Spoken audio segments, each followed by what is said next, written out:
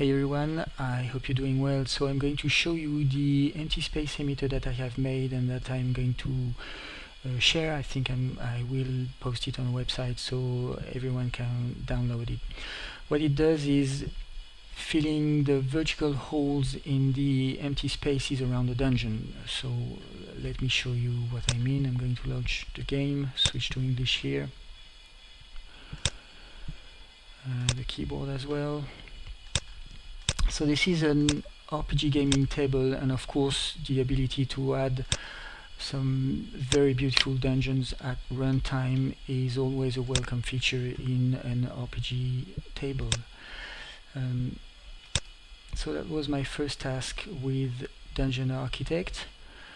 Let us switch to a nicer theme here, the Buddhist. I also happen to know a seed that works well for this sort of demo because it gives a small but multiple floor dungeon with 2 or 3 floors here, which will be very good for the demo. So it's all very nice, but the first thing my friends asked me was, is it possible to fill the space between the holes and rooms, between the corridors and rooms of the dungeon? The answer was yes. I started to have a look at the Dungeon Architect Infinite Blade demos provided by Ali, and he provides an adjacent cell emitter that is really helpful. Unfortunately, when I tried to use it on a multiple floor dungeon, I got a sort of annoying effect, as you can see here. The problem is that it works well on a flat dungeon, or as seen from above there, but when seen from the side you can see that we've got many vertical holes, and it's quite horrible. So the emitter that I'm sharing with you, fill those holes with anything you want. For example, it fills them with the same holes as the Buddhist monastery. And if we switch to another theme, it fills them with different holes. The nice thing, of course, is that you can use some different themes for the dungeon and the empty space. So if you use walls, you can get some fortress or castle or anything. If you're using rocks, you can get some cliffs, for example. If you're using a river water, you can get some waterfalls. So it's quite nice.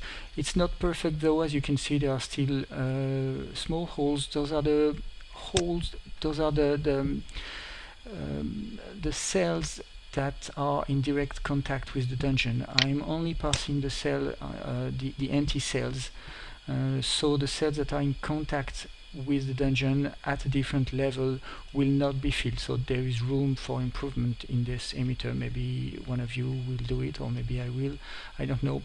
But currently it's not perfect, but it does, I would say, 90-95% of the job quite well.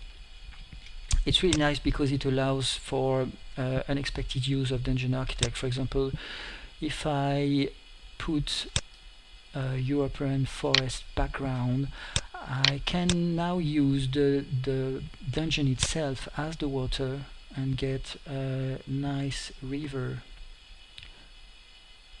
because the dungeon provides a sort of linear path throughout its background, and the environment becomes now the playing area, so to speak, and the dungeon itself is just the river. You can add some nice waterfalls and things like that. So very quickly you can create some very beautiful environment with this emitter, and I mean multi-floored environment, not just flat ones.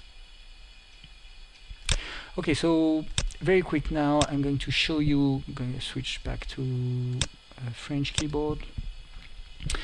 Going to show you the emitter itself. It is heavily inspired from the adjacent cell emitter provided by Ali. In fact, it's an exact copy of it. The event graph is exactly the same. This is all made by Ali. This function is the one provided by Ali, and I didn't modify it. What I did though is adding a new function at border wall emitters. And this new function is here. I'm going to,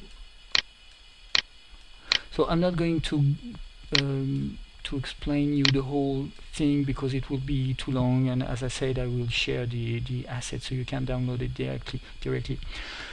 But in case for some reason someone could not download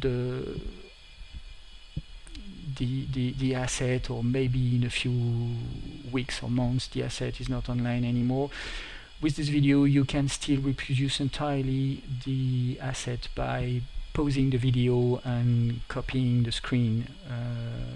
So I'm just going to show you the whole thing in different screens. So you can just pause the video and make the copy you need to make.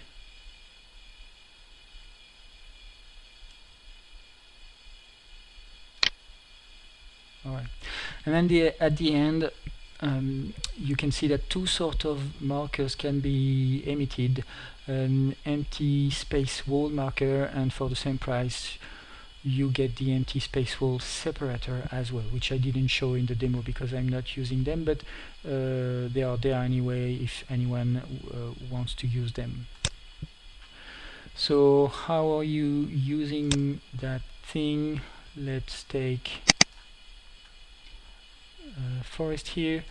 It's very simple. All you have to do is just create an empty space marker and an empty space wall marker, and if you need it, an empty space wall separator, and then you put your asset and you've got your empty space with the cliffs or high walls or waterfall or anything you want, really.